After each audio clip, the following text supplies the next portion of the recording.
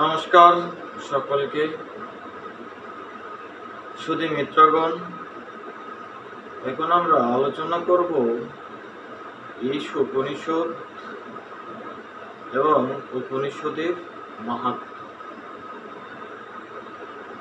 ওম তৎসৎ, ওম তৎসৎ, ওম তৎসৎ। হরি ওম, হরি ওম, হরি ওম।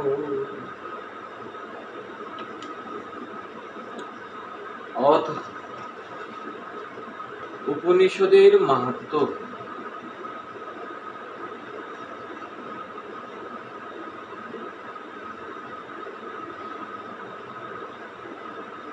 আচার্য রাজবীর শাস্ত্রী, সম্পাদক দয়ানন্দ সন্দেশ।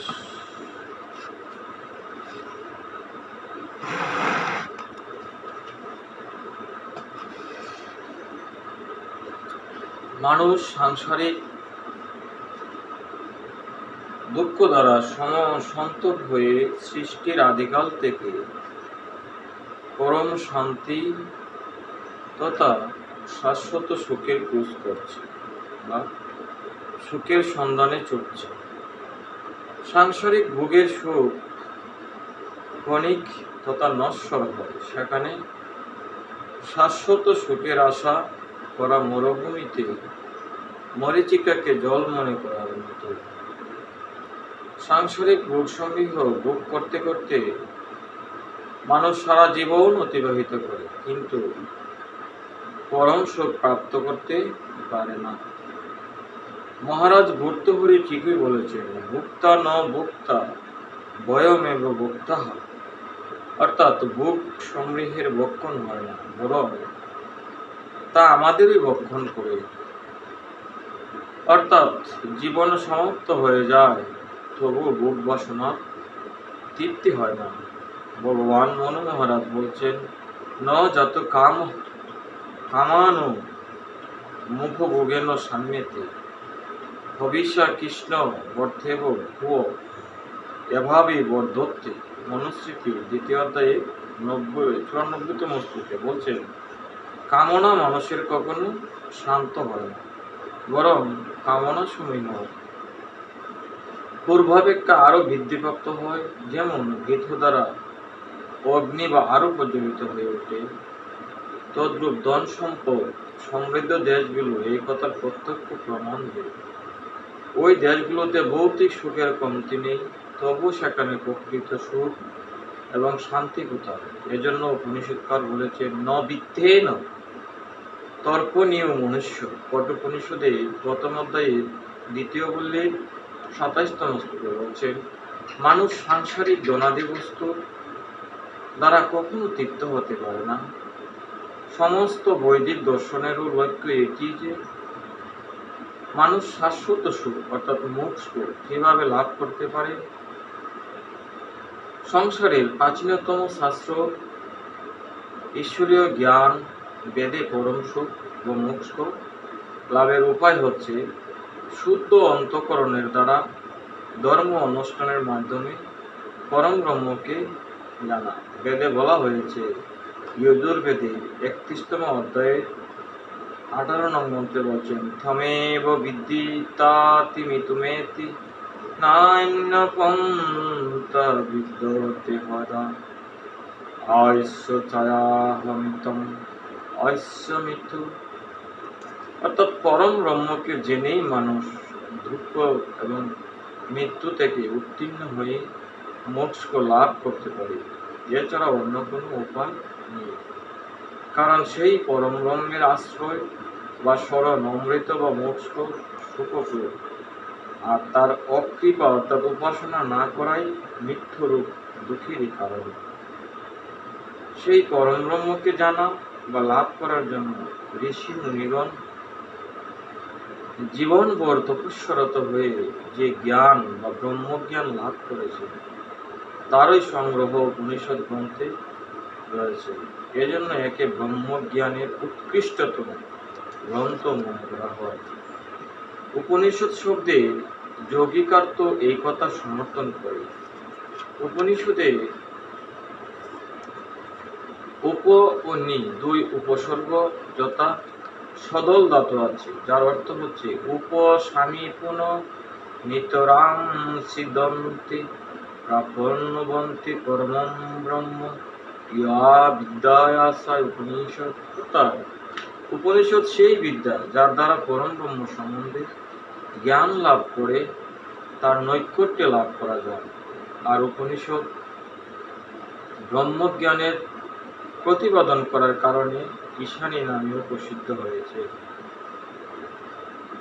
শ্রী শঙ্কর আচার্য উপনিষদের ব্যাখ্যায় লিখেছেন, স্বয়ং ব্রহ্মবিদ্যা উপনিষদ বাচ্য সংসার সাত্যন্তা প্রসাদনাথ উপপূর্বস্য সদস্ত দত্ততা গ্রন্থ উপনিষদ উচ্চতে। অর্থাৎ বৃহদারণ্যকের ভূমিকা, অর্থাৎ এই উপনিষদ নামক ব্রহ্মবিদ্যা সংসারের চরম অবসাদ উচ্ছেদ করে।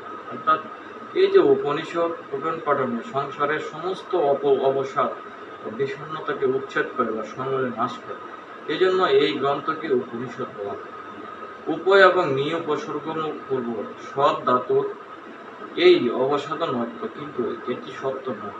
উপনিষদ দ্বারা দুঃখ চেদন হয়, সংসার উচ্ছেদন হয় না।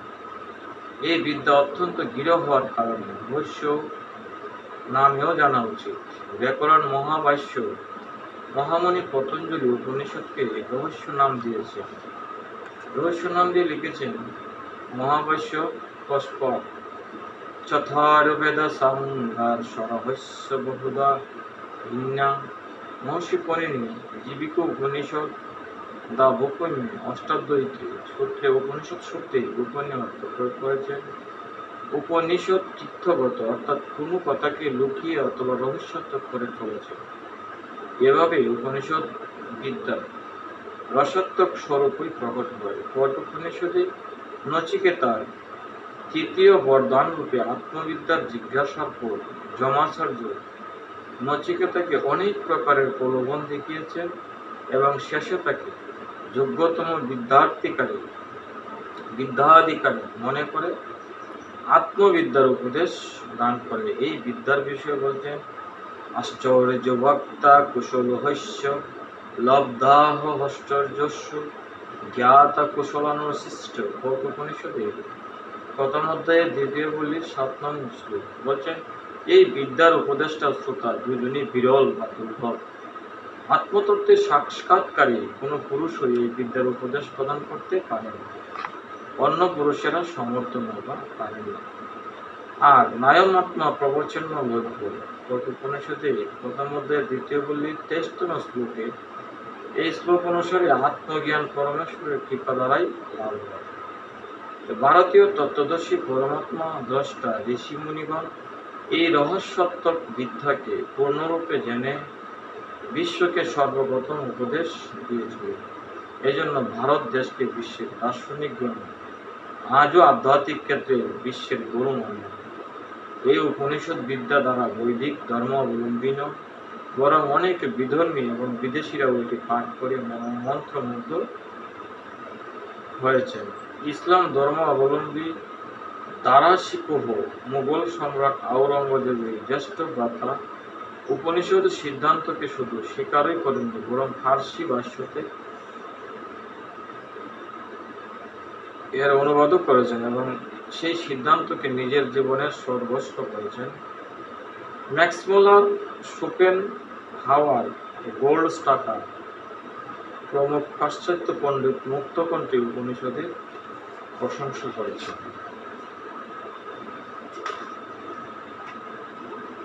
এই ছিল উপনিষদের মাহাত্ম্য। আজকে আর দীর্ঘায়িত করব না, আজকের মতো এখানেই বিশ্রাম নেব। আগামীকাল বা আগামী পর্বে আরও আলোচনা নিয়ে আসব। সেই পর্যন্ত ভালো থাকবেন। ওম শান্তি, ওম শান্তি, ওম।